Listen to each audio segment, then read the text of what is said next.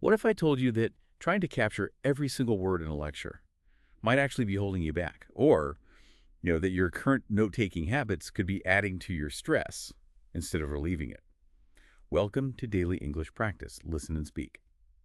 Today we're doing a deep dive into English for taking notes in classes.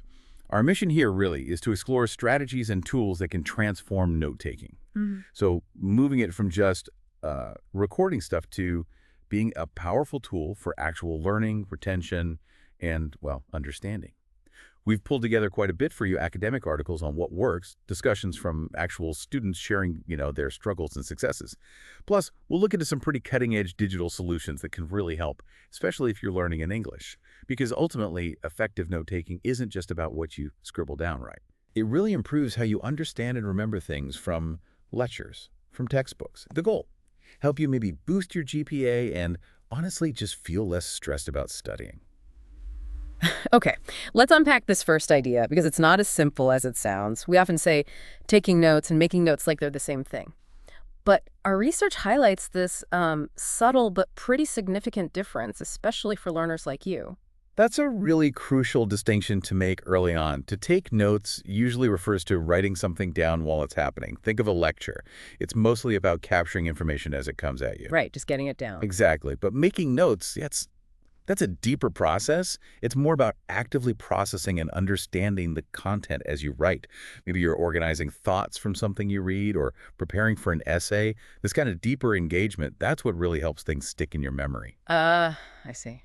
Recognizing this difference helps us see note-taking as this whole process, not just something you do in class. So it really emphasizes that the learning isn't just in the writing itself. It's about what you do before class, and what you do after that really makes the difference. What are some of those foundational steps that our sources mention, like from effective note-taking tips and strategies? Yeah, absolutely. It starts way before the lecture. First step: preparation is key. Yeah. Seriously, read your assignments before you go to class. That makes sense. It gives you a mental framework, makes it easier to slot in new information. Okay, what's next? Second, get organized from the start. It sounds basic, but start each lecture on a new page, date it, number your pages. It makes reviewing so much easier later. Little things, big impact. Got it. Third, choose your strategy. Note-taking is super personal. What works great for me might not work for you at all. So you need to experiment, find a method that fits how you listen and think. Okay, personalization is key. And number 4. Fourth, engage and clarify. As questions pop into your head, either from the reading or during the lecture, write them down. Ask your professor afterwards. It clears up confusion, fills those gaps. All right, don't just let questions float away. Definitely not. And finally, maybe the most critical one, the power of review. Go through your notes soon after the lecture. How soon is soon? Ideally, like the same day. The material's still fresh in your mind. It helps reinforce the main points, lets you add details you might have forgotten, and really locks in the knowledge. Okay, that makes a lot of sense. So preparation, organization, finding your style, asking questions, and reviewing. Solid foundation. Now, here's where it gets really interesting for you, our listener. Our sources show there isn't just one right way to take notes. What are some of these different approaches? Yeah, there are quite a few, actually. Let's quickly run through 5 core strategies. Each one is like a different tool in your toolbox. Okay, tool number 1. First up, the Cornell strategy. This one's a classic for a reason. Yeah. You divide your page into 3 bits. A big column on the right for your main notes during the lecture. Then a smaller column on the left for keywords or questions you fill this in when you review. Ah, like cues. Exactly, cues. And then there's a section at the bottom for a summary, in your own words. It forces you to process the information twice, which is great for recall. Okay, Cornell. Sounds structured. What else? Then there's the mapping strategy. This is brilliant if you're a visual learner. You put the main idea smack bang in the middle of the page. Like a mind map. Pretty much. Then you branch out with supporting ideas, connecting them with lines or arrows. Think about mapping out something like making apple pie branches for filling, crust, baking, with details coming off those. It keeps you actively involved and helps you see the connections really easily. Super useful if you're processing complex stuff, maybe in a new language too. I like the visual aspect. Okay, what's number 3? For subjects with lots of facts, you might try the charting strategy. Before class, you set up your paper in columns with headings for different topics or categories. Then, as you listen or read, you just jot down key info into the right column. So you need to know the topics beforehand. Yeah, that's the tricky part. You kind of need an idea of the structure, but it's super efficient for pulling out facts and comparing things, like in history or biology. Makes exam review way faster. Right, good for dense material. Next, If you're feeling a bit overwhelmed and not sure how ideas link together, the sentence strategy could be helpful. It's simple. Write every new thought or fact on a separate numbered line. just line by line. Yep. It's more organized than just writing paragraphs, and you capture most of the info. The downside is you have to organize it into themes later, which takes time. Okay, a bit more raw capture. And the last one. Finally, the outline strategy. This is kind of like the sentence method, but much more structured from the get-go. You use indentation to show the hierarchy of ideas. Main points are furthest left, subpoints are indented under them, and so on. Like a traditional outline. Exactly. You need to listen for the structure in the lecture itself. It works well if the speaker presents information very logically, very linearly. 5 different tools. Cornell, mapping, charting, sentence, outline. That's a great overview. Yeah, and the key thing is, none is universally best. It's about finding what fits you and the subject. We'll definitely link to more details in the show notes for everyone. Perfect. Okay, so you've got the mindset, you've picked a strategy. Yeah. But then comes the reality of a fast-talking lecturer or really dense material. How do you actually keep up without missing the important stuff? With the tricks, the shortcuts? Ah, yes, the speed challenge. This is huge. A really core tip here is do not try to write down every single word. You just can't. And you probably shouldn't anyway, right? Focus on understanding. Precisely. Focus on the main points, let your brain do some processing. Our sources, like helpful abbreviations, have some great techniques for speed. One is super simple. Use the first few letters of a word, just enough so you remember what it means later, like imp for important, info for information, gov for government. Okay, that's straightforward. Another good one is using initials for common phrases, especially things relevant to your course. Maybe UP for University of Portsmouth if you study there, or LG for local government, RS for reflective skills. Course-specific shortcuts. Makes sense. And a third one, which can be really efficient, is to remove most of the vowels from words. Bunch the key consonants together. Think MNGMT for management, or MKT for market, DVPT for development. Like text speak almost. Kind of. And for English language learners, mastering these isn't just about speed. It actually reduces the mental load, you know? You're already translating and processing in a second language. These shortcuts let you focus more on the meaning instead of getting bogged down in spelling every single word perfectly. That's a really important point for our listeners. Less cognitive load. Exactly. And beyond those, there's a whole world of symbols and common abbreviations you can use. Think arrows for increase or decrease, plus and minus signs, equals, not equals, approximately. Like a personal shorthand language. Precisely. And standard abbreviations like EG for example, IE for that is, W for with, will for without. You don't need to learn them all. Just pick a set that works for you and be consistent. We'll pop a list in the show notes for inspiration. Okay, great resource. Can this really save that much space and time? Oh, definitely. One source had a great example. Imagine the lecturer says, the United Kingdom's population at around 60 million is similar to that of Italy. But Italy's population is now shrinking because its birth rate has fallen below its death rate. The UK's population is still growing, albeit very slowly at a rate of 0.09% between 1995 and 2000. Okay, quite a bit of info there. You could potentially condense that down in your notes to something like UK pop C60 meter AASAI, but do BRDR CFA, UK R slow I 0.09% 95 2K. Wow, okay. That's incredibly compact. It takes practice, but it shows how much you can capture efficiently. And just a few quick tips for during the lecture: always watch the board. If the prof writes it, it's probably important. Good rule of thumb. If they stress an idea verbally, put a star next to it, highlight it somehow, and crucially, don't pack up early. Keep taking notes right until the end. Sometimes key summaries or hints are given in the last minute. Excellent practical tips. So we've captured the info quickly. But just having notes isn't enough, right? How you re-engage with them is vital. And this is where paraphrasing and summarizing come in skills that are crucial for understanding and, importantly, avoiding plagiarism. Absolutely vital skills. Our Grammarly source breaks them down really well. Let's start with paraphrasing. This means stating someone else's ideas, but completely in your own words. Not just changing a word here and there. Exactly. You need to change the sentence structure and the vocabulary significantly. Its power is using someone else's point as evidence without a direct quote. It helps your writing flow better. And of course, avoids plagiarism as long as you still cite the original source. Right, citation is still key. Always. Paraphrasing is usually for specific details, maybe a sentence or a short paragraph, and the paraphrase is typically about the same length as the original bit you're working from. Okay, same length, own words, cited. Got it. What about summarizing? Summarizing is different. It's about rewriting the main points of a longer text, like a whole article, chapter, or even a book in a brief, concise way. Its purpose is to give the big picture, the main ideas and conclusions, quickly. So it's much shorter than the original. Always. Significantly shorter. It focuses on the general overview, not the specific details. You'd summarize when you need to convey the essence of a large piece of work without going into all the nuances, or maybe when you need to save space. Okay, paraphrase for specific points, summarize for the big picture. Can we see an example? Sure. Let's take this quote from Francis Bacon. Knowledge and human power are synonymous, since the ignorance of the cause frustrates the effect.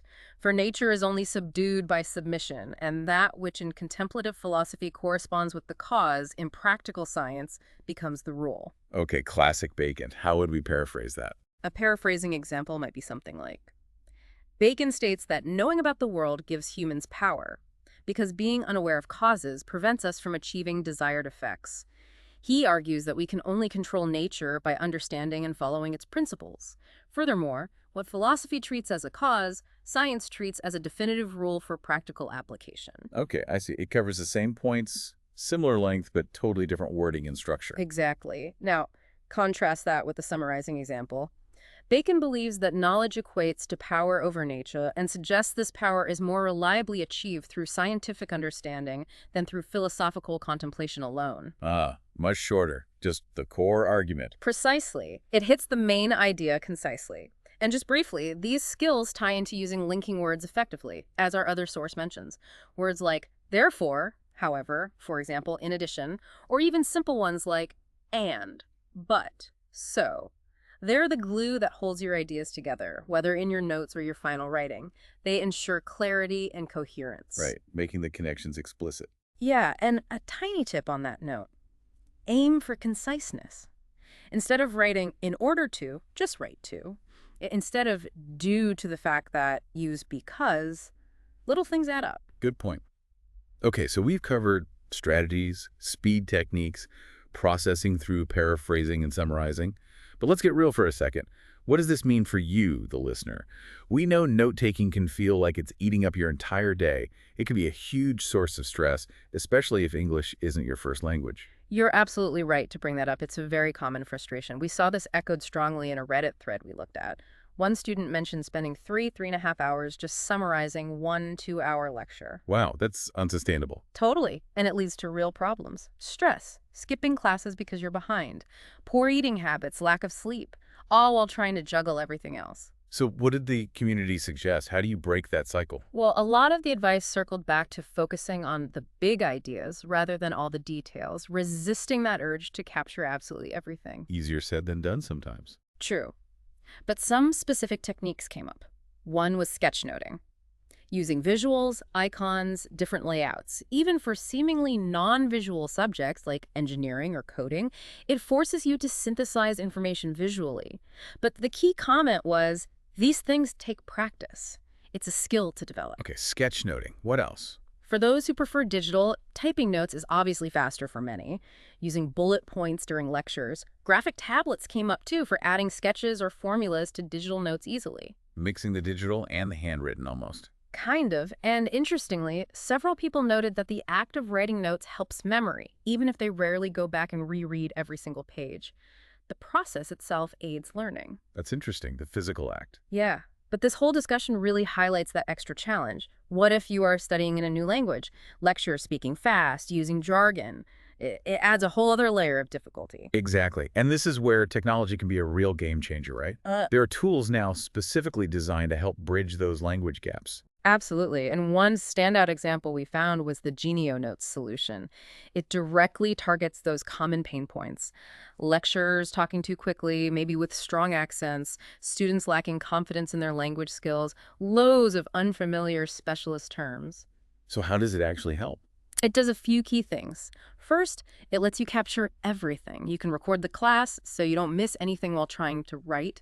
You can flag points you didn't understand during the recording to easily find them later. You can even look up definitions of new words and attach them right to the recording timestamp. That sounds incredibly useful. No more frantically trying to write and look up words at the same time. Exactly. Second, you can return at your own pace. Play back tricky sections, slow down the playback speed, clean up the audio.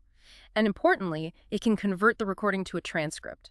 Reading along while listening or just reading the text can be huge for comprehension if you're still developing listening skills. Wow, transcription too. That's powerful. It really is. Yeah. And third, it lets you adapt as needed. You can use translation plugins you like within the app, and it has a reading mode to minimize distractions when you're reviewing your notes. Does it actually make a difference in results? The stats they shared are pretty compelling. 88% of users said studying became less stressful, 85% felt more confident, and 90% achieved better grades. Those are significant numbers. Stress reduction, confidence boost, better grades. Sounds like a win-win-win. It certainly seems to address a real need effectively. And beyond Genio, which sounds quite specialized, what about general digital note-taking tools? Any other recommendations came up? Oh yeah, the Reddit discussion was full of them. Apps like Notability, NoteShelf, and GoodNotes were popular, especially on iPads. GoodNotes got a specific shout-out for its multi-language handwriting recognition. You can write in different languages and still search your handwritten notes, which is amazing. That is cool, especially with an Apple Pencil, I imagine. Definitely. For a more distraction-free, paper-like digital experience, the Remarkable tablet was mentioned. For organizing complex notes across different devices, Notion was a favorite. And Tascade was suggested as being useful for vocabulary building, particularly with its mind map feature. Lots of options. It seems like finding the right digital tool can really help with organization, especially if you're dealing with multiple languages or subjects. For sure. The right tool can definitely lower the barrier and reduce that feeling of being overwhelmed. This is all fascinating. It really feels like mastering effective note-taking isn't just about, getting facts down on paper. It's more about gaining control over your learning process and maybe even getting some of your time back. Building a system that works for you, capturing, processing, retrieving info efficiently.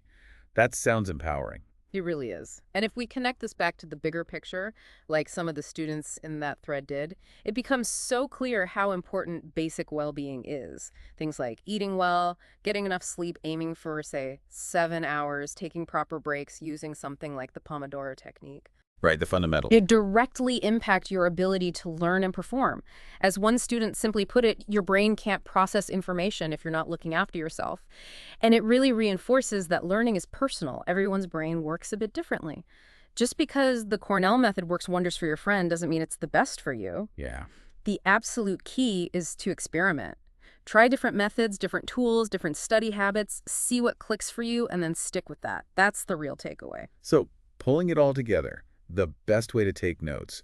It isn't some magic formula. It's more like a dynamic mix. Good preparation, smart strategies for capturing information, and really diligent review afterwards. And all of that has to be tailored to your own style, your own needs. It's about being active in your own education. Right. Making the knowledge truly yours. Couldn't have said it better myself. Active participation is key. So here's something to think about as we wrap up. If your notes are essentially a conversation you're having with your future self, the self who needs to remember and use this information, how can you make that conversation as clear, as concise, and as insightful as possible? How do you ensure that future you can easily recall and apply this knowledge, maybe even years down the line, truly becoming well-informed?